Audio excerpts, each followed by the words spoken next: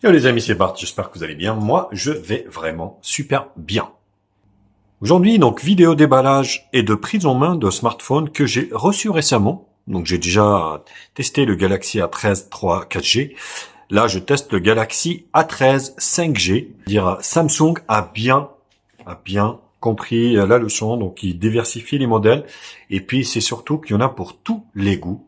De l'entrée de gamme, du low cost, jusqu'à, on va dire, haut de gamme. Donc voilà, c'est payant du coup parce que ils sont pas numéro un au monde pour rien. Bien sûr, comme d'habitude, donc si le concept de la chaîne vous plaît, n'hésitez pas à liker la vidéo, la partager sur les réseaux sociaux, me mettre également un pouce bleu si cette vidéo vous a plu. Abonnez-vous à ma chaîne, je vous mets un lien d'achat en bas dans la description. Actionnez également la cloche pour recevoir la notification de la chaîne. Vous pouvez également faire un don à la chaîne, vous avez le lien dans la description. Alors, ce qui fâche, et ce qui trompe pas, c'est vraiment le packaging de cette année 2022. On voit ici, voilà, un paquet de cigarettes. Donc, comme si vous achetez un paquet de cigarettes, il n'y a rien à l'intérieur. Il n'y a plus de coque, il n'y a plus de protection.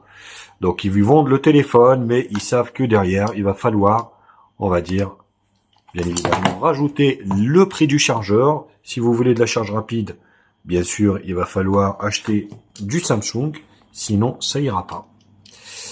Donc voilà. Bon, qu'est-ce qu'on a à l'intérieur? Bah rien, si ce n'est le téléphone. Donc on commence à avoir l'habitude maintenant avec ces packaging. Voilà. Donc vous avez le câble. Donc USB-C, USB-C. Voilà. Vous avez donc le manuel d'utilisation ici. Voilà. Avec toutes les garanties qu'il faut. Alors, le pin pour la carte SIM. Visa. Bon. Ok. Ah, il est là. Voilà. Donc ça, je vais l'enlever parce que on va regarder qu'est-ce qu'il y a dedans. Donc, le téléphone est là. Donc, ça reste un smartphone entrée de gamme. Donc, dans cette gamme de prix. C'est pas non plus, voilà, officine, mais la version 4G, 5G, elle est quand même plus musclée que la version, on va dire, 4G. Donc, tout est en plastique. On va se faire le tour du propriétaire. Donc, en bas, on a la grille haut-parleur ici. Alors, noir, c'est pas évident. Ouais, je sais pas si vous voyez ici. Voilà, donc vous avez la grille haut-parleur ici, l'USB-C ici, le port USB-C, le micro principal, le jack 3.5, qui a été sauvegardé aussi au niveau des modèles low cost. Sur la partie droite ici, on a le bouton allumage volume plus moins. Sur la partie haute ici, micro d'ambiance. Sur la partie droite ici, alors, on a le rack pour la carte SIM. 2 nano SIM et une micro SD, ça c'est plutôt un très très bon point. Donc vous allez pouvoir profiter de la dual 5G et puis surtout rajouter également une carte micro SD. Voilà, ça c'est important. Sur l'arrière, donc triple appareil photo arrière de 52 et 2. Voilà, et puis donc le design tout en plastique. Pas de protection d'écran, bien évidemment, pas de protection derrière. Donc voilà, ils vous livrent ça comme ça. Vous avez rien, vraiment. C'est pathétique de chez Samsung. C'est vraiment dommage, dommage.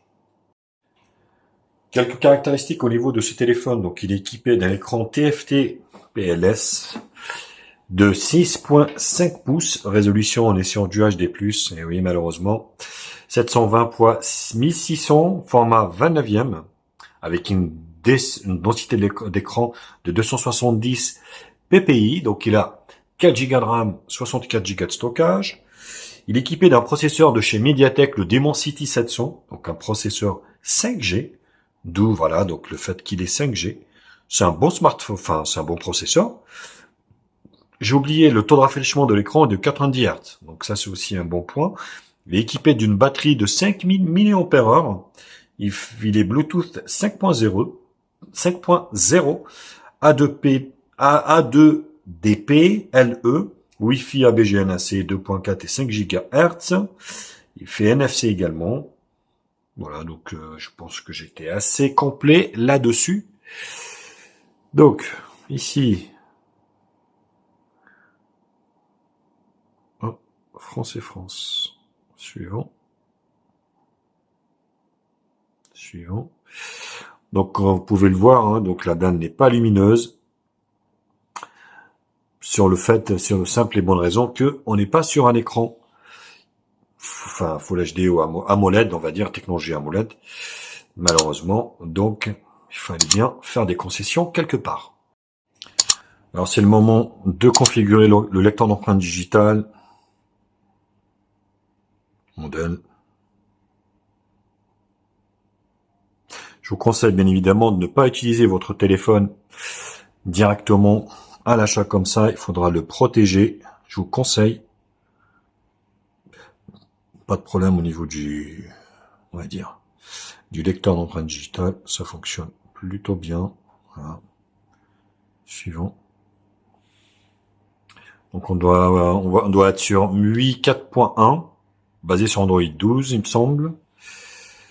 Donc suivant. Ignorer. Terminé. Voilà, donc il décroche. Vous voyez, donc on est sur un écran HD+, avec une goutte d'eau ici, puis une bande un petit peu plus conséquente en bas.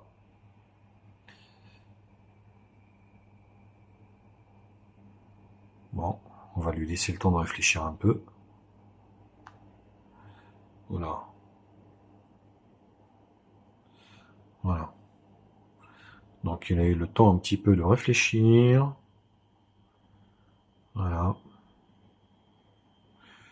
Donc vous voyez. Ça doit être fluide, tout ça. Ici, donc on a les paramètres ici. Donc l'écran. Luminosité adaptative ici. Fluidité du mouvement. Donc adaptative, ce qui est bien. Donc adaptatif, ça veut dire qu'il peut se mettre à 90 Hz, comme si vous le sollicitez pas, il est en 60 Hz, donc ce qui est plutôt une très très bonne chose. L'éteindre, donc voilà, je vais pas vous présenter la ROM One UI de chez Samsung. On va juste regarder déjà s'il y a des mises à jour. On va dire. Voilà. Donc correctif du 1er septembre, donc c'est pas très vieux. Bon, mais je fais cette vidéo, donc on est au mois de novembre 2022. À propos du téléphone, donc on est bien sur information logicielle.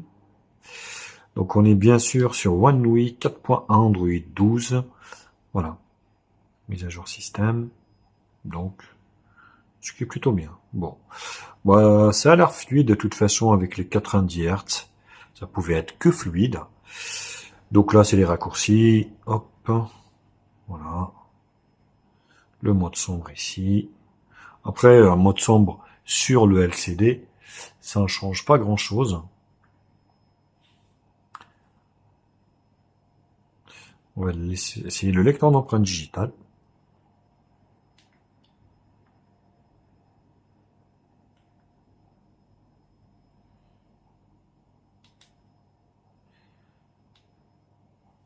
Bon.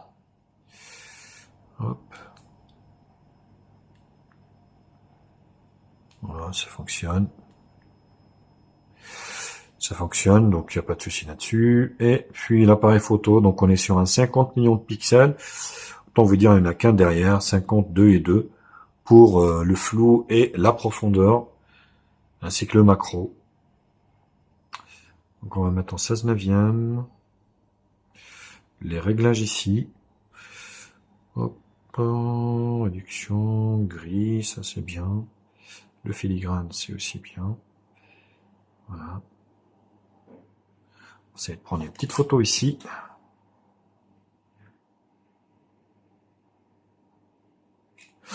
Alors, il y a deux domaines où vraiment, on va dire Samsung excelle. C'est vraiment l'écran AMOLED et puis la photo. Voilà. Même si on est sur des modèles low cost, je trouve que leurs appareils photo sont quand même pas si mal. Vous voyez, le 50 millions de pixels fait bien le taf. Vous voyez, regardez-moi ça. C'est vraiment parfait. La vidéo, donc ça doit prendre de la vidéo en Full HD. Voilà, 30 fps. Et l'appareil de devant, ici, Full HD en vidéo, photo, ici, 4 tiers ou 16/9 ici.